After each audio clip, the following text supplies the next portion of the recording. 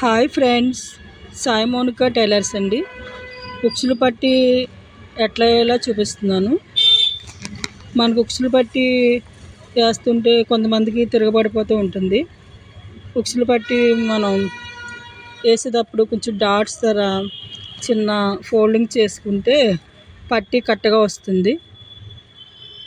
Cross రాకుండా చక్కగా స్టిప్గా తిరుగుతుంది. పట్టి బాగా వస్తుంది అన్నమాట.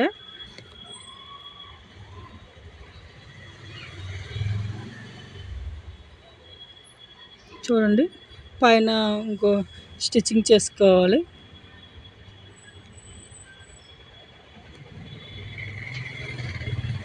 అలా ఫోల్డింగ్ చేసుకుని మడత పెట్టుకుని కుట్టాలి.